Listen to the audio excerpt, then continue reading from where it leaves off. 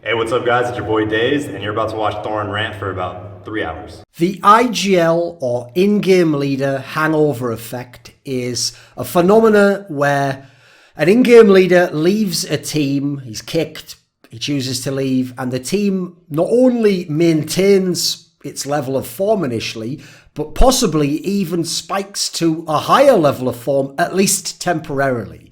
So this is a principle people will have heard in the past on talk shows, in other Thorin's Thoughts videos. I have referenced in interviews a number of times because it's something I've been thinking about. I contemplated making it part of my CS Principles of CS series, but I don't think it quite makes the criteria for that. It's not really like a core fundamental principle. It's more like a theory, which I think based on the evidence makes sense. It's not just a pure hypothesis. It's a mixture of like an observation, a theory, and a way of modeling teams and transfers that I think just brings value to consider it what you're considering in that scenario. Whereas the simplistic angle of like just looking at when someone's in a team and saying they must have accomplished this, and when they left a team, it must be something to do with them not being there. I think that's too reductionist, quite frankly. So people get generally the premise that, okay, good in-game leaders bring something to a team. We all know great in-game leaders do. That's why they're called great in-game leaders. But even good in-game leaders clearly bring something. You think of people like MSL. You think of FNS when he was with CLG both times. You think of DAPS when he was with Denial, which became Team Liquid.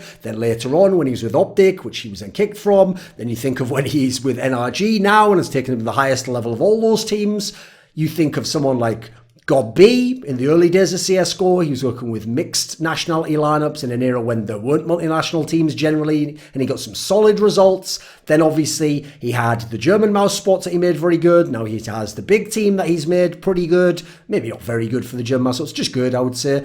Obviously a player on a lower level, but I would say Hunden, the Danish in-game leader, you just look at the sheer amount of talent that he's been able to bring through, develop, find the roles for, educate on how to play the game, prepare to be in a proper team, running tactics. So he's kind of like helping out the in-game leaders, which will later take these players from him and then go and play with them at the top tier. It's not like they're just coming in fresh with no experience whatsoever. He's kind of playing the role in his team that a college or a high school coach would play in a traditional sport. We just don't have those outside of the pro level in esports like Counter-Strike.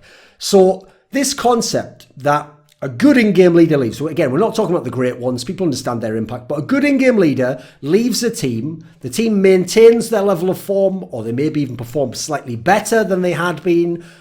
People's assumption will then be, right, maybe that in-game leader just wasn't that good. Maybe we overrated him in his impact. Or maybe he just wasn't a necessary part. Maybe he didn't bring that much to the table. Maybe it was the other players. People might even then, especially players, draw the conclusion that, okay, you know what, we don't even need a real in-game leader. Actually, you saw that guy wasn't that good anyway. Maybe his fragging disparity, like not being as good, the deficit meant that what he brought tactically wasn't good enough, and by having a more skilled player, we can make up for that.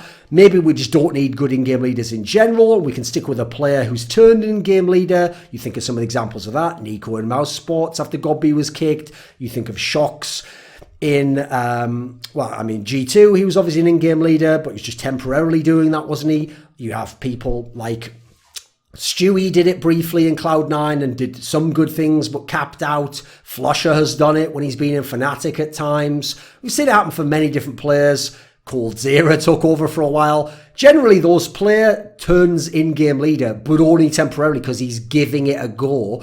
They don't tend to work that often. Yet if the in-game leader hangover effect wasn't a thing and you have success with the guy early on, you'd think logically it would work and that they would stick with him more. I think it's very rare that you get those guys who make that switch and then it actually works well enough that they do make the permanent switch. I mean, obvious modern examples you could give. I mean, I would have in the past put people like Chris J and Nitro in this list, but they stuck with it. They basically became in-game leaders. They sacrificed a lot of their individual game and they just are in-game leaders now. That's how we judge them. So I don't think they really fit in that category anymore. My problem, as you've probably guessed, is like the hangover. Whereas it's a good thing that a hangover from alcohol doesn't last, it's a bad thing for these teams and the conclusions they might draw that the in-game leader effect, the in-game leader hangover effect also doesn't last. It fades away, and hence the concept of what we're talking about. So let's look at this concept, because you have to ask yourself, what did an in-game leader bring to the team he was in before he departed from the team? Okay, so true, there's a spectrum of responsibility for an in-game leader. Some in-game leaders are more detail-orientated. They're more about designing a game plan and tactics and being quite strict and pinpointing everything and breaking it down and making flowcharts. Some of them are much, much more loose and they play more like a player themselves, just making basic calls or simple mid-round calls, and they let a player have a lot of autonomy over what he does. Regardless, when we're talking about this kind of a class of good in-game leader, you notice a lot of the ones I listed off were tactical in-game leaders. So we're thinking of that type of a guy. When that type of an in-game leader was in your team, odds are he assigned the roles that people have. Sure, players, particularly very experienced or star players, very skilled players, might get some say in what role they take, but generally the in-game leader is the one directing them as to which roles to take, sometimes outright forcing people to take roles, sometimes kicking people because they can't play particular roles, right? A lot of that is going to carry over into the team that you have when the in-game leader leaves. What are the odds that if he's found a role that works for you and that works for you within the context of the team and that is expressing your skill and has made you a better player and is making you an effective piece, what are the odds that you just scrap everything when the new in-game leader comes in? No. Odds are you might change one or two things, might change small things you had disagreements with, but a lot of the roles and how they're set up is going to remain. And if he helped design those roles, model those roles, contextualize and conceptualize what those roles would be, he gets some of the credit for that element of the team continuing to work afterwards. Now, he might even, within that context, have recruited the very players who play those roles and maybe even to play those roles, in which case, again, those players are still there and oftentimes, obviously it's usually not like half the team getting chopped, it's just the in-game leader in this scenario. So again, he gets credit for that again, right? Even though it might just look like, well, they're playing independently of him now. Yeah, but he's the reason they're there to a degree, right? So that kind of plays into it. Then you've got to consider, obviously a major thing most in-game leaders do is they design or decide the team's playing style. How aggressive will we be? How defensive will we be? How much will we save? How much will we force buy? How often will we slow play and play off a very structured tactic? How often will we play fast and try and up the tempo and make it difficult for someone to respond to us? How much will we switch up speed, playing style, all these things within a game? What is the philosophy this in-game leader has brought to the game? How he models the game, how he thinks of how people's roles should play, the principles he's brought as to what should happen after something occurs in the game based on the kind of concept that he has. Is he a very conservative guy? Is he risk averse? Does he like to take risks? Does he only like risks in certain scenarios? Again, these things, some of them are going to change if you get a new in-game leader. Some of them are going to change when you lose the in-game leader because you might disagree with that. That might have been part of why your team started to go down in level or you decided it was time for him to move on or he left. But the things that work from this are again going to remain. And especially in the short term, you're going to keep most of these aspects and you're going to gradually change them out as things make sense to go and do. You're not going to instantly chop and change and therefore be at a low level across the board. You're going to pick one or two areas to make the small tweaks. You're going to do the daily decrease, as the old Bruce Lee quote goes. You're not just going to swap everything out completely. The in-game leader, assuming he's at all tactical, probably built the playbook, right? He's the one who set forth all your players on these maps, and hence why you play those maps, and which teams you can play those maps on, and how you match up against specific types of teams on those maps, and therefore which of the players within the playbook you should select, bring into the game, and pick from, and which ones you're going to throw out later, you're going to bring in to go. He's the one who built that playbook. Again, most of that playbook is going to remain. It is going to be used by those players when he is gone from the team in the next few events. Most of it, sometimes all of it. Then you've got to look at the fact in the game, he's making the calls, either which players to call, beginning of the round, between rounds to adapt, or he's making the call in the middle of a round, or he's calling for a tweak to a tactic in a round. Now, a lot of that can be emulated, not least because oftentimes you have a secondary caller in a team. And if the secondary caller, which is often the case, is the guy who then decides to take over as the in-game leader, for however temporary that might be, he's already set up to know how that guy calls, what informs his calls, where he differs from that guy with his calls. And so initially he can emulate some of that. He can continue to do that job, even though he might not be as good at it. In the short term, it's going to be more of a negligible difference. It's only over time that it will become more and more noticeable that this guy can't do the role as well or at all eventually maybe. Then you've got obviously adapting to opponents, figuring out things on the fly, taking everything that you've done so far, knowing when to throw it away and when to call an impromptu Hail Mary type play, or just call something you've never done before but makes sense in this moment, right? A lot of that isn't going to carry over, isn't going to exist, because that's something that the in-game leader has to be there right in that moment. That's one of the only factors that will have almost no carryover entirely. But you know what? Particularly those second and third to last things I brought up, the playbook and the calls are not going to wear off the instant the guy leaves. A lot of it's going to remain. Sometimes initially nearly all of it. The playbook will still be worthwhile for some time. Yes, you have to update your playbook. Yes, you have to add new twists to things in your playbook, add new players to your playbook, throw things out your playbook. But the body of it remains for months. The body of it is added to, subtracted from. A lot of the core concepts, some of the basic tactics are just tweaked over time and still retain a lot of the parent or predecessor core elements of it that were designed and thought up and modeled by that in-game leader. And so again, you can't really just take all the credit for that, say, well, he's not doing it anymore, and give it all to the new guy who called or made the tweak to the playbook there.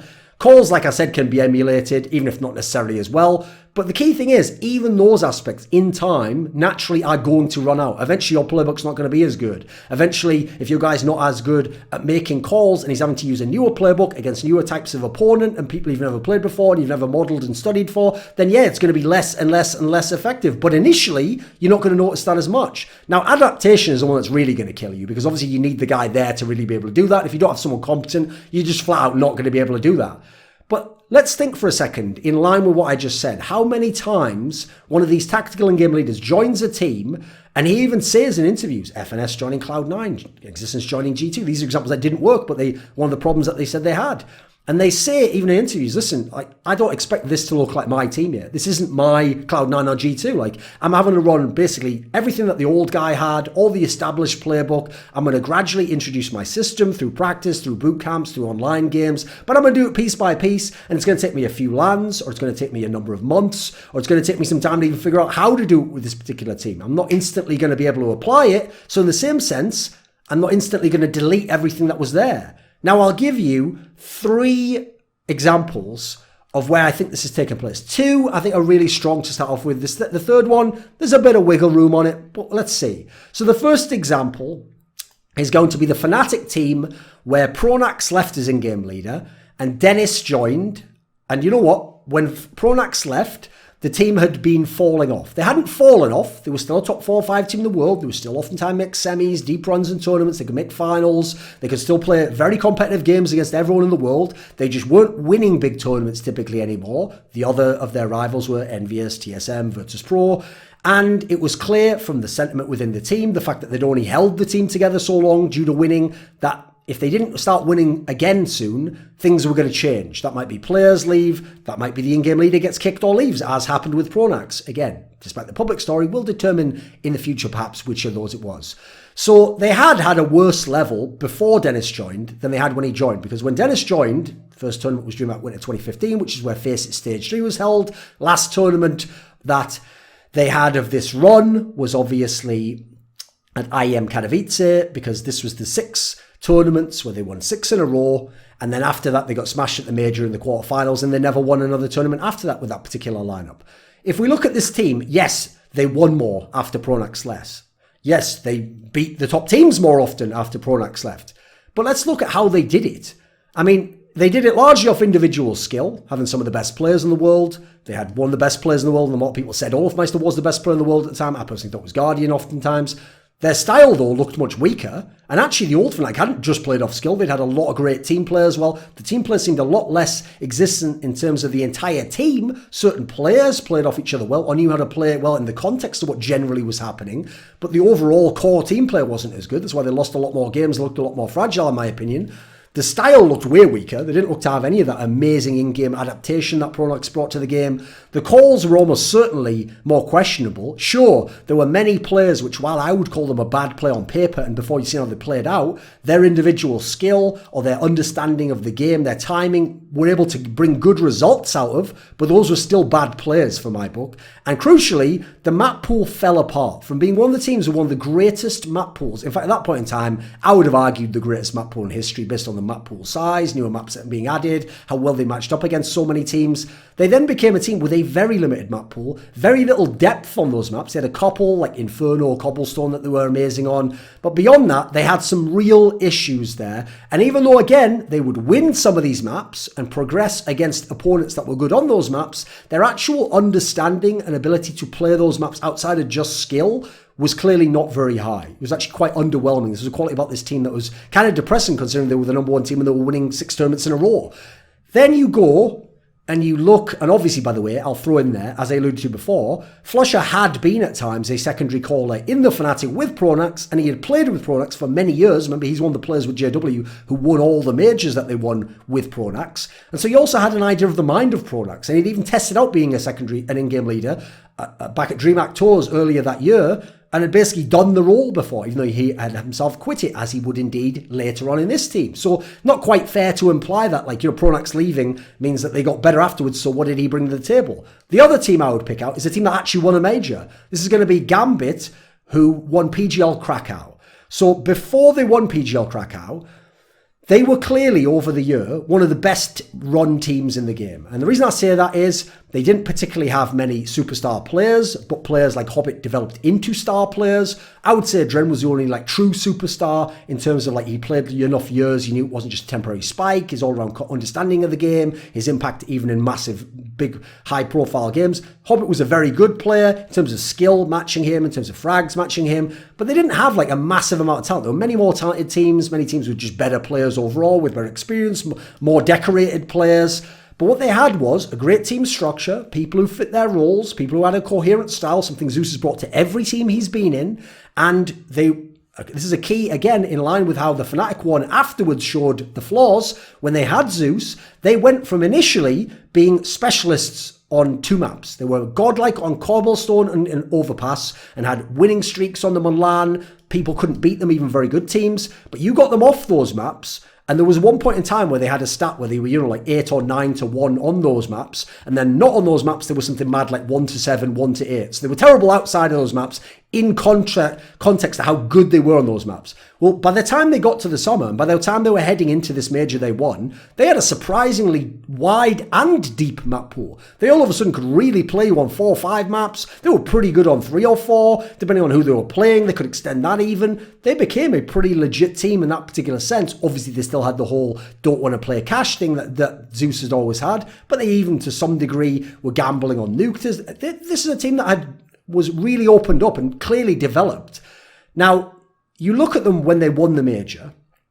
Right afterwards, they lost Zeus and they lost their coach Kane. Both of them went to Na'Vi. Zeus returning to Na'Vi. Adren took over as the in-game leader, but in line with what I said before, Adren had been a secondary caller. He had been making calls in a number of teams, particularly this Gambit one, even making some key calls. It's up to him if he wants to reveal what those might be. Now, what happened after this major? Well, everyone assumed Zeus has left. People gave Zeus a lot of credit because obviously the whole storyline if he left Na'Vi and then he went and won a major without Na'Vi and Na'Vi's never won a major so in CSGO, so people were giving him a lot of credit. So people thought this team's going to fall apart completely. They're going to collapse. They even recruited a complete unknown who wasn't in-game leader, Fitch, and they made Adren the in-game leader. Well, initially it looked amazing because they went to the first tournament after the player break, which was DreamHack Masters Malmo, and they were able to make top 4 at this tournament, massive stacked tournament with a very good format, and they were even able to defeat Astralis, an elite team in the world, in a best of 3 in the quarterfinals, something that they had to do in the semi-final of the major to win that match, get to the final, and therefore win the major. So something you would have thought, well, without Zeus, they're never going to do that, because a lot of people credited Zeus for their win on Train, where they had some pretty sick calls towards the end of that game on the T side, which I certainly think he had something to do with. Now, because they had this amazing performance, people went so hard the other way. See, didn't matter about Zeus. Dren's going to be a sick in-game leader. The team's looking good. Haha, who said this team wouldn't be good? If you remember, I made a tweet where I was like, this is going to be a prison for Hobbit and Dren. Even Dren, I think himself was sort of memeing on it. Oh, what the fuck? Everyone was like, haha, look at this. This aged well. Well, it turns out it did. You just had to wait 1 or 2 more tournaments because after that, this team rapidly dropped off. They really fell and spiraled hard to the extent that the next year, 2018, for practically the entire year, they weren't a top 10 team in the world. They weren't getting big upsets. They weren't making deep finishes. Generally, they had the odd one like DreamHack Masters Marseille. they became a much worse team, a much less effective team, much less scary team. They became a much less competent team. That's why even some of those players, the two best players, Hobbit and Drent, have now left that team, in fact. And that team has retained none of the legacy that they had with Zeus and that success. They lost all their strengths by the end. None of these two teams were ever able to recover the kind of form that the team with the in-game leader had at their best. So sure, they won 6 tournaments in a row with Dennis, but they never won majors. They never got to the level of greatness that lineup did. This Gambit team, yeah, they had a nice run at a big international tournament. They never were able to win another major. They never were able to get as many consistent top 8s and playoff finishes and upsets over bigger teams as they did with Zeus. One other example I'd give, this is a little bit more in the middle though, but I think the principle to some degree applies, would actually be FaZe Clan up until they kicked Karrigan. Because at this point in time, Nico obviously took over as the in-game leader. And at the major, that meant they went from 0 to 2 to getting to the playoffs. And they had to play Astralis there, but they actually gave Astralis one of the most competitive matches anyone gave Astralis. And so the top 8 there could have been much better potentially if they got a different draw. Although technically the draw was obviously based on that Bucalt system apparently. Then you've got the whole angle where they put Karrigan back in as in-game leader, bombed ESL New York, did really poorly. So in comes Nico, he assumes being the in-game leader. They win Epicenter, they place top 4 IM Chicago. This is legit stuff, right? Problem is this. First of all, Karrigan never left. He left the role of in-game leader, but he was still in the team. And actually, if you look at how he played, he seemed to have a pretty good head on his shoulders for how to play as a player within the system that generally he created, but Nico was calling from, and make himself useful. Well, you know what? Karrigan, as the in-game leader, didn't have a Karrigan himself to do those things for himself. Because yes, obviously he does some of those things, but he's preoccupied with being the in-game leader as well. So if anything, he was able to add something bizarrely that he didn't have before while retaining a lot of these qualities from the hangover effect. Then add in that Nico was already, to some degree, a secondary caller, could make calls, has been a caller in the past in mouse sports. Therefore, he's not exactly just a rookie to the role, and he understands Karrigan's system, and maybe he even thought he could run these tactics and run the system better himself at that time. Could all be the case. And then you look at how he played, it's not like he reinvented Guardian's game or made Raid a competent player again. No, he mainly just made himself an even more godlike player, and because he himself was the only surefire thing at the time to be a truly elite player, he managed to make that more effective at winning in the game. That would be my read on it, in which case, by the way, props to him in the short term, but that's a short-term solution if you ask me. Because the problem here is, these players who come in to replace the in-game leader, or teams playing without the in-game leader, they aren't just resetting completely. They don't forget everything they knew, every role they've ever been given, every piece of philosophy they've had expounded to them, every explanation of something, every tactic they've seen, every tactic they heard called, every call they took part in as well.